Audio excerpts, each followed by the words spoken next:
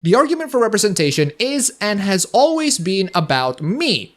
Not yours truly, but the people who demand them. It has never been about achieving social justice or true equality in fiction. It's always been about how fiction needs to notice people like me more, how fiction needs to focus on my issues more, how fiction needs to understand me more.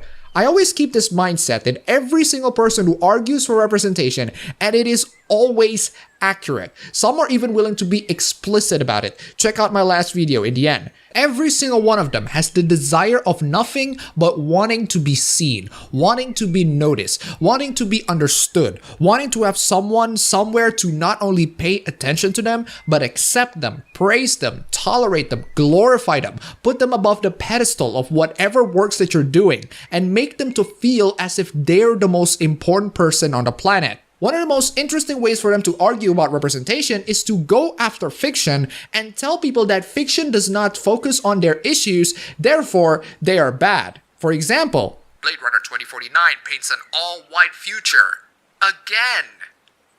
Blade Runner 2049 paints an all-white future. Well, here's the problem with that idea.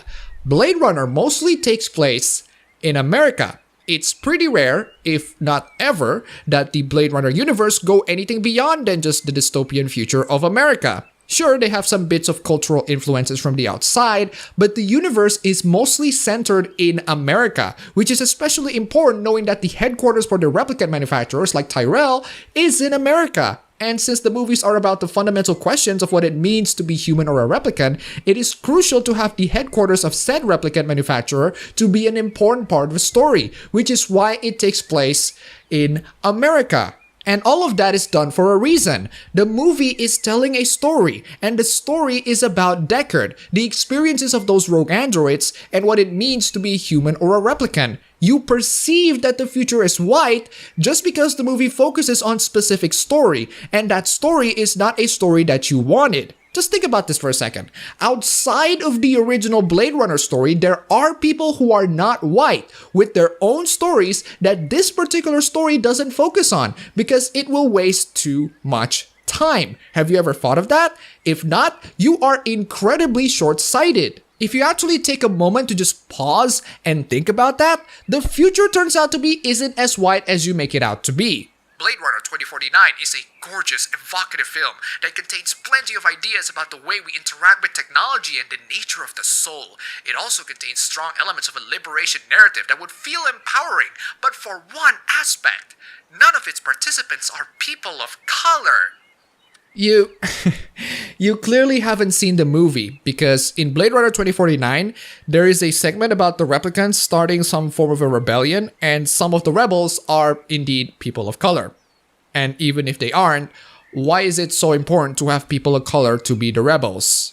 Nearly all of the characters Kay encounters, human and replicant alike, are white. This is in stark contrast to the globalized aesthetic of the city, carried over from the original movie. It could be argued that in a world where a white man like Leto's Neander Wallace is the one person creating a sizable chunk of the population, it's not surprising that the creations themselves lack diversity. However, the reality for the film's casting decisions is likely less about the artistic interpretation and more just plain laziness. It's less about artistic interpretation and more about just plain laziness. Because we says so. Seriously, you have no basis to argue why this movie needs diversity or people of color being represented. Blade Runner 2049 turns out to be one of my favorite movies of this year, and they barely have any people of color in it. The reason is simple. The movie just doesn't focus on them. That's fine. I as a person of color don't care. So why should you? Oh, wait a second. Never mind. Apparently, people of color who live in Asia can't have an opinion about people of their race or their culture because we are not living in America and we don't suffer any forms of racism. Even if I would accept that argument, you are complaining about the representation of fictional characters in fictional media. Definitely the most powerful tools to combat racism in America. Having film industry senpai to notice you. If the height of the issues of racism in America is the lack of representation in fictional media, hey, be glad that it's much better than slavery. Surprisingly enough, the article has literally nothing else. I shit you not. Go read the article yourself and try to find any sorts of arguments for diversity. But the article only says, well, the movie isn't diverse and that kind of sucks. That's it. That's all this article is. Okay, let's try another article. Here's one from Wired. The politics of Blade Runner 2049 aren't that futuristic. Hopefully this one can get into some legitimate points. Over the past 35 years, Blade Runner has rightly been lauded for its artistic legacy and chillingly present vision. In that time, it has also often rightly been critiqued for its flaws when it comes to representation of gender and race. And of course, our arguments are valid because we said rightly? Scott's film is full of female characters who are also replicants, yet their literal objectification is barely explored. East Asian aesthetics pervade its vision of dystopian LA, yet Asian characters are largely background players. Its cyborgs are meant to be stand-ins for oppressed minority groups, but few, if any minorities, are actually present on screen. And why should they all be represented? Because no one pay attention to me, so I have to make them pay attention to me or else. That's the only reason that I can think of. Because so far through this article, it is yet to provide any. Some female characters are replicants, but they're objectified. They're freaking slaves! That's the point! Asian characters are largely background players. That doesn't mean they don't exist. Hell, there are a couple of Asian characters in the original movie. Why should they be focused on when we have a story with Kay and Deckard? And why the hell should cyborgs be people in the minority groups? Why do you have to see race so much? Ugh. Well, a couple of synopsis and minor spoilers on both Blade Runner's Raiders, so keep that in mind when you're trying to check the sources. We still don't get any convincing answers. Yet for all the attention paid to updating the sequel's physical details, its 3-hour plot does little to concern itself with anything beyond the deaths of its white male protagonists, reducing white women to tired archetypes and utterly sidelining non-white characters. Again, this is the writer basically shouting, oh my god, the movie focuses on way too much white people. Why can't it focus on people of color instead? Why? The story is about Kay and Deckard. If the story doesn't have people of color who play a significant role in it, tough fucking shit. Still no explanation other than, please senpai notice me, even though we're a third way into this article. The next paragraph is just nothing but rambling about the movie's plot. The one after that is pretty interesting. Despite their unrelentingly pedestrian Psych 101 woes, these 3 men still manage to take up 95% of the emotional frame on screen, leaving little room for the women around them to have their own narratives. It's almost like those 3 men are the main characters or something. You know, Blade Runner 2049 should focus on the issues of every person who are not white men. You hear me? Every person who are not white men. Jesus Christ, for someone who dribbles about the movie's themes and storyline, you have no idea what the basic concept of what main characters mean. They take a majority portion of a story because a story needs to have a focus, and the focus is to those 3 main characters. You want to focus on the women? Well, go watch Ghost in the Shell. Which version? Any of them. Every single time I read articles that demand representation, I have this sinking feeling that the people who demand for it looked at the main characters and go, well, these characters are not me. That sucks.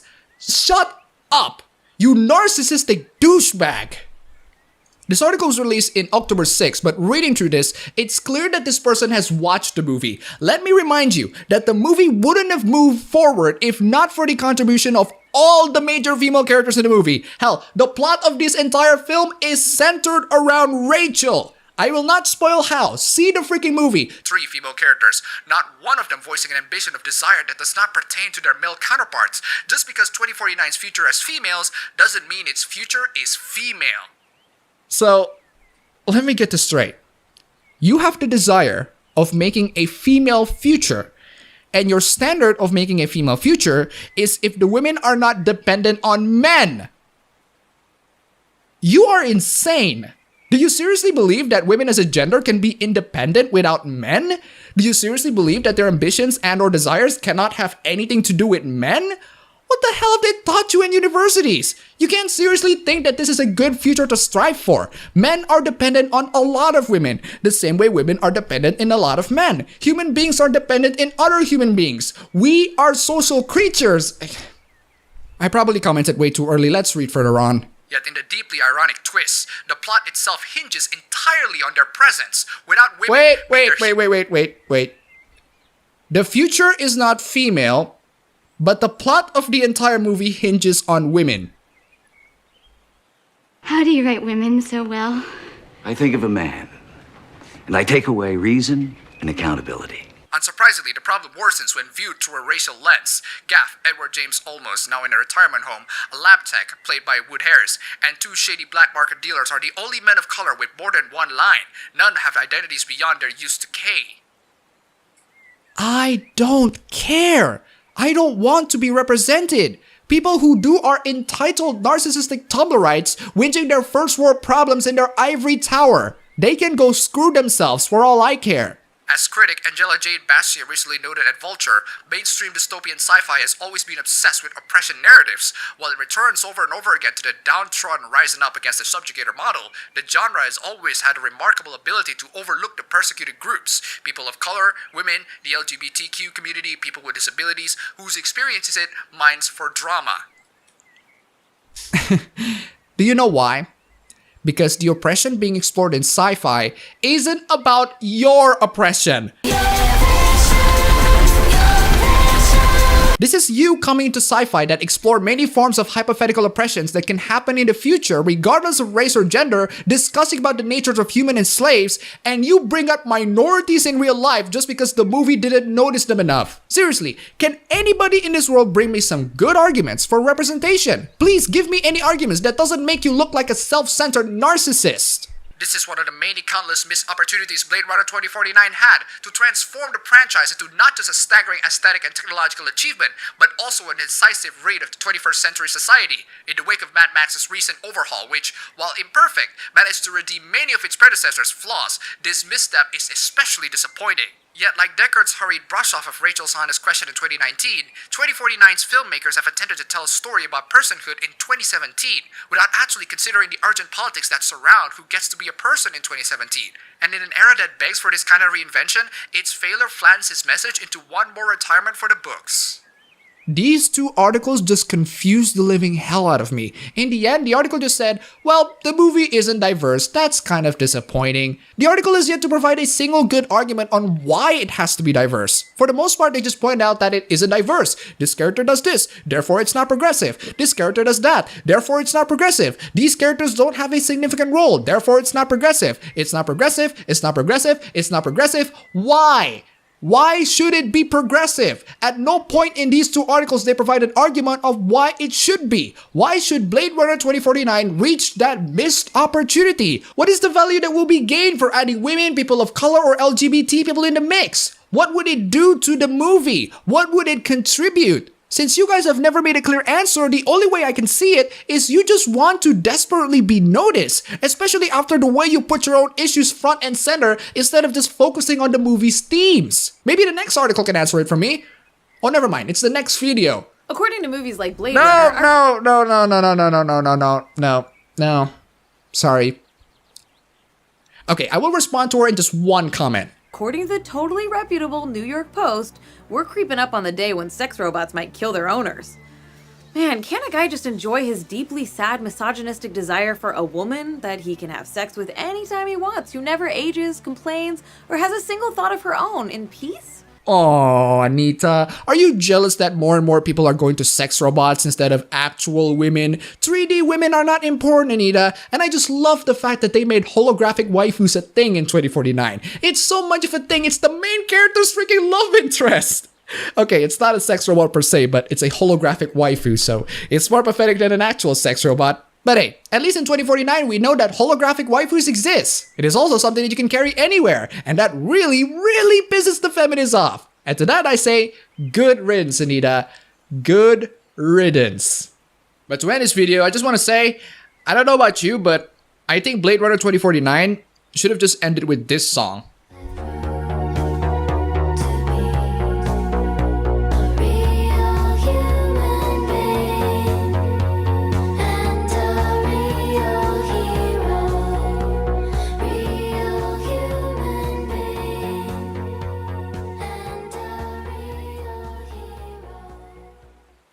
I guess I can see why they cast Ryan Gosling in there.